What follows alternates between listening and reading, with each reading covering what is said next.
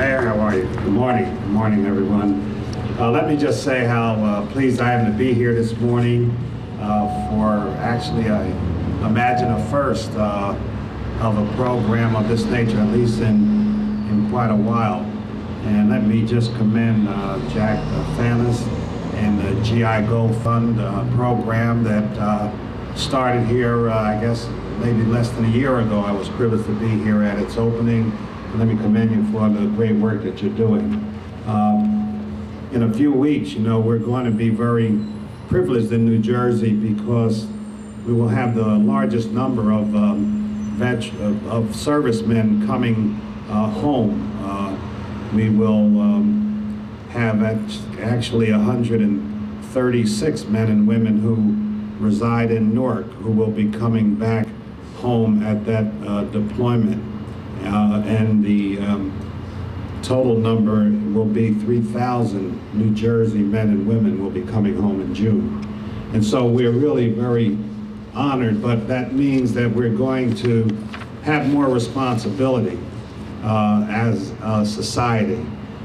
As you know, this particular Memorial Day is a great time to reflect, a day of remembrance for those who made the ultimate sacrifice, but we also have to remember those who are coming back and returning. And they have, in too many instances, been the forgotten people in the past. You know, it's the value and commitment of our military men and women and soldiers and sailors and airmen and Marines and Coast Guard men and their families traditionally helped America stand as a beacon of hope, opportunity, and freedom all around the world. We have the best and the brightest. We have the bravest.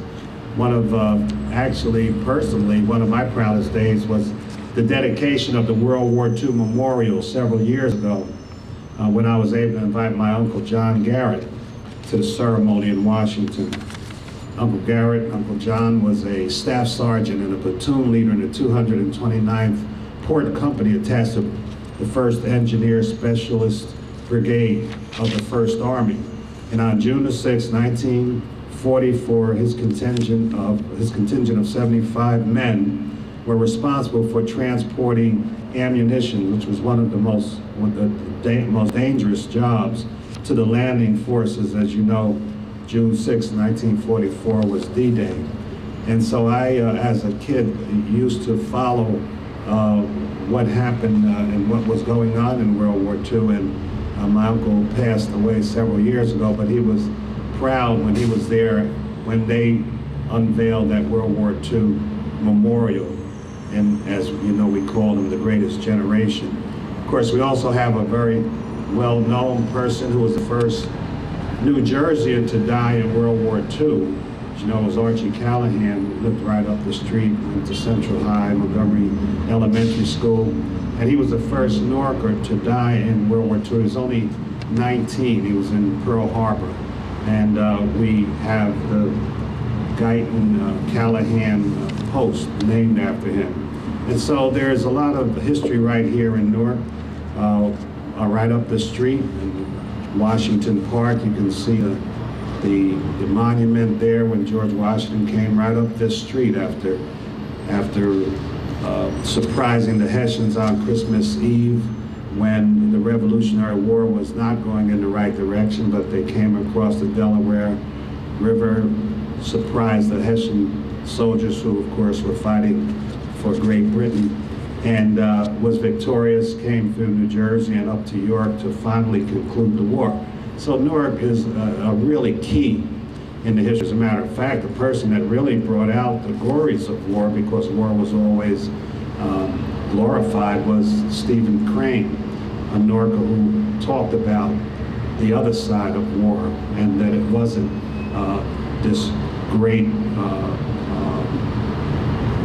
event that it was always played up to be, but it was a necessary thing. So we here in Newark have a great deal to be proud of.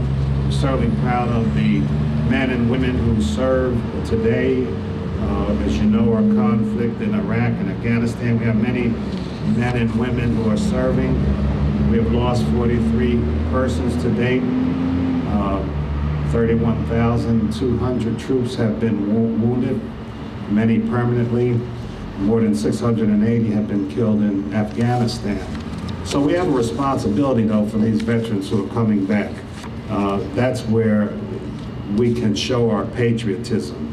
One of the most important accomplishments of the last Congress, after the Democrats regained control and Speaker Pelosi took over the leadership, was a historic $16.3 billion increase in funding for veterans' health care and benefits. That was $9 billion more than what we had the previous year under the Bush administration. We showed that we believe that veterans should come first, but we didn't stop there. We requested even a larger increase, and the increase that we got was larger than the increase of the 12 previous years combined.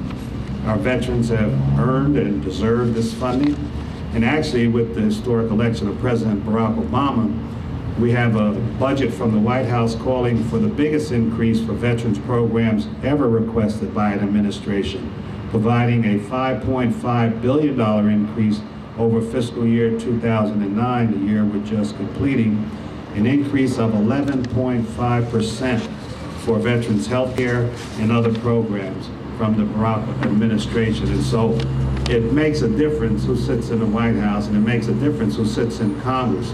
I am pleased that the House of Representatives passed a budget resolution that puts veterans first.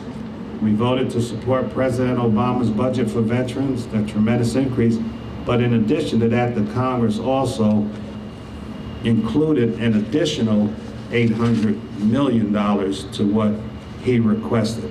So we believe that our veterans deserve more, they deserve better. We always know that God bless all of you, and certainly God bless America. Thank you very much.